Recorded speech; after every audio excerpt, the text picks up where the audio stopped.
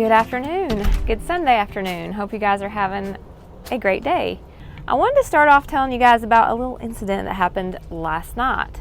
So I don't know if y'all have gathered over some of my videos that I am a cautious person. I'm an overly cautious person sometimes. But so my kids were wanting to shoot off some fireworks last night, and I do not like fireworks at all. And so it kind of started getting dark, and they come out here, and I was like, wear eye protection, yada, yada, yada, you know, being the overprotective mother person that I am.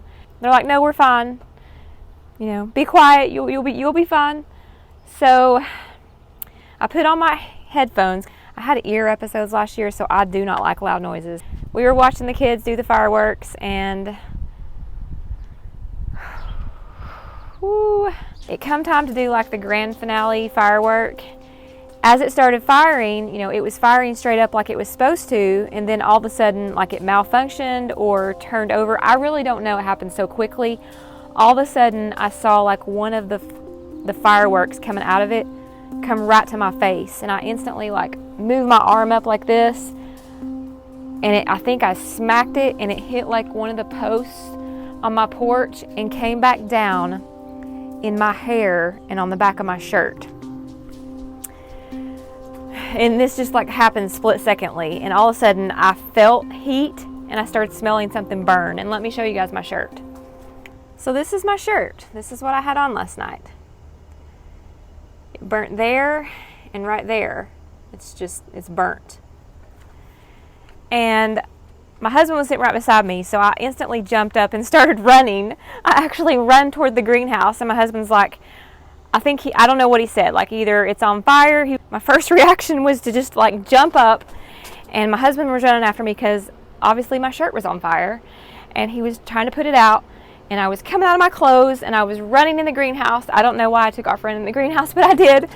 And of course my mother and father-in-law, they were next door, and they had their chairs on the porch watching the whole thing, and everybody come flooding in here to see if I was okay. And my husband's like, I was like, am I burnt?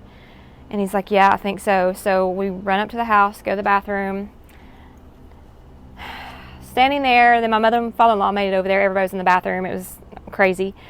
And I could smell smoke also. I pulled my hair around to get it off of my burn. And as I did, clumps were coming out of my hair. Now, I've got my hair back. It's not gone. But it did singe some hairs, y'all. Oh, gosh. And it burnt me good, y'all. I had whelps on my back, and I have a blister. So the first layer of like my skin had peeled off. My husband bandaged me up last night, and I finally got my hair washed out. I literally washed my hair like 3 times and could still smell the burntness on my hair. I'm telling you all this because I just, for one, was going to share my experience, because hopefully y'all be super cautious out there with these things. I mean, it just happens in the split second, and a lot of times kids or grown-ups or anybody thinks nothing can happen, but it's just, I've heard so many stories about people blowing their fingers off, losing eyes, burning buildings down, just all kinds of stuff like that. I'm not trying to be a Debbie Downer here, but I'm just trying to let you guys know that, you know, it's real. Y'all can get hurt. Take the proper precaution. That is my story. Be safe on the 4th of July, please.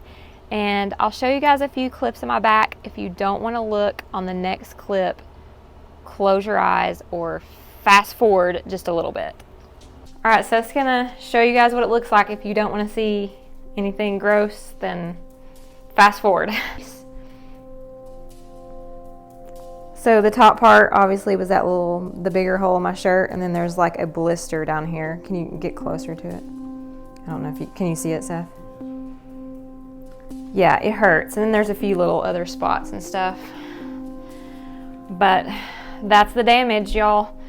And I've been putting some aloe vera on it from my greenhouse. I have some plants in there. I thought I'd use that first. I have a bottle of aloe vera from the grocery store, but I think just directly from the plant is way better. And I just pulled off some of the mature leaves and broke it, and there's a ton of aloe vera juice coming out.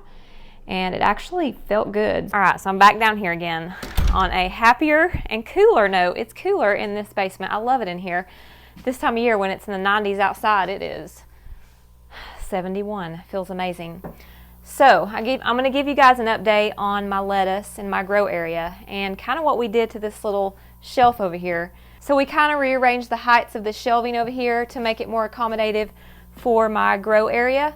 So this room used to be a grow room because I did not have a greenhouse, and mainly I grew starts in here and I did succulents because I had like a little business where I sold succulents and they did good in here. And then whenever my husband built the greenhouse, I moved everything out there. I have tried to grow a few things in the greenhouse that actually weren't successful, and that was like cool weather crops. Lettuce. I love lettuce, but there's only like a fine window here in East Tennessee that you can grow it, usually in the early spring and fall. But I still haven't had super good success, and I wanted to grow head lettuce. So I went to Innovative, one of the local stores I go to. It's a hydroponic place, and they gave me some information on how to do it. They said this room would be perfect. So kind of turned it into a grow room and a seed saving place. So it works really good in combination with my greenhouse and my gardening. And the lettuce is 11 days out, and I want to show you guys what it looks like. It's looking pretty good. I have a little jar of fish water in here I'm using to water it, and it's probably about time to separate these seedlings.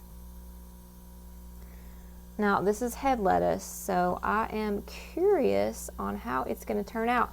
I have never grown head lettuce. I've grown the loose leaf kind, but honestly I did not like it because I was using it for salads and it just was not crisp enough. If you were to add little pieces of it to a salad, it would probably be pretty good, but I love like an iceberg lettuce salad. I like the really crispy parts of it, so this is my attempt. So I may go back to Innovative this week to see if I can find a few more varieties and we'll experiment with, but I've got a lot of space now. I'm also going to get some pulleys to hang my lots. I have more lots in my closet area, so I can essentially do 3 spots. And if I could grow it year round, it'd be a really big benefit, because when I do grow it, like I said, I've got that small window, and that is really the only time that you can eat it, because I don't preserve lettuce. I don't think that you can. All right, you guys, this looks like a science experiment. So I've got the linear piston air pump tubing running through here, and it's putting off some good air. And I thought, why not? I mean, plants need airflow. It helps strengthen them up, and I won't have to use a fan because I've already got this system going around my whole entire room, and it's a very low wattage system. It's like 45 watts, runs the whole room, and look at all of these valves that you can utilize, and I can blow them directly on the plants. Awesome. I love using stuff that's not really intended for that purpose in an unconventional way that actually works, and this may work out really well.